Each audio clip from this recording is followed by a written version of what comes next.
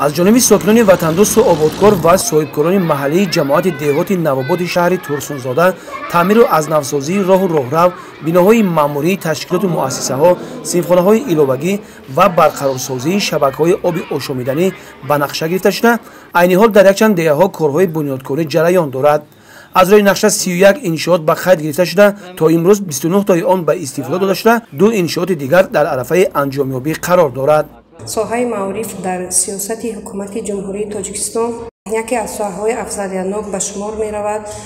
اساسگزار صلح و وحدت ملی پیشوای ملت محترم امامعلی رحمان همیشه به این ساحه توجه خاصه دارند. بخشیده به 30 سالگی جشن استقلالیت جمهوری تاجیکستان در مؤسسه تحصیلات میانه عمومی رقم 25 شهر ترسونزاده از طرف تشکیلات جمعیتی خیریوی احیای سامانیان زیر سرپرستی صاحبکار محلی جورابک محیبوف 16 صنفخانه ایلوگی و صحن مؤسسه و گرد و اطراف مؤسسه باشد از طرف صاحبکار محلی شمسدین سالیوف ساخته به استفاده داده شد. ما از این اقدام پیشگرفته حکومت و دولت ما امیدواران به نهایت خرسند هستیم و جواباً به این غمخوری‌ها وعده می‌دهیم که برای تعلیم و تربیت نسل نورس در آینده سهم سزاوار خواهیم گذاشت.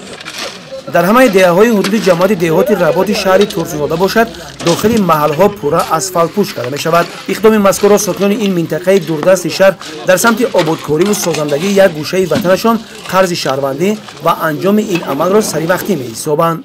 ما ساکنان این جماعت رباط دههای رباط سناباد دو گلخاس انجیر جمع شده همجا کاری آبادانی کردیم. در زمستان همین راهی که میبینید کمتر قینتر بود، ماشینا گشتنش وای بود. من اسفالت کردیم با نصیب ان شاء الله با ساز میشد با موندگیش میکنیم. اینا هم میش برای آباد محلمون میشه.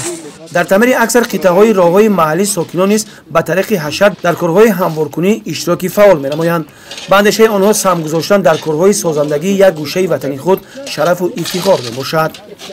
در اساس نقشه چهاربینی اویدی سزاوار پیشواز گرفتن 30 سالگی دولت عزیزمان جمهوری 24 تا انشاءات‌های اجتماعی به نقشه گرفته شده بود تا به این روزه همشه به استفاده دادیم. منفرشکنی راه‌های حدودی جماعت دهات رباط که 2 سمت دارد به مرکز شهر پیوست کردن راه در موسم زمستان و بهار بین مردم عذاب میکشتند.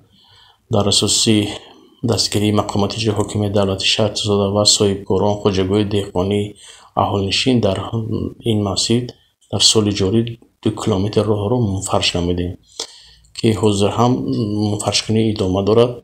باید گفت که ساکنان این گوشه کشور نیت دارند جشن 30 سالگی استقلالیت دولتی جمهوری تاجیکستان را با دستاوردهای نظررس استقبال گرفته سهم خود را برای آبادی این مملکت گذارند.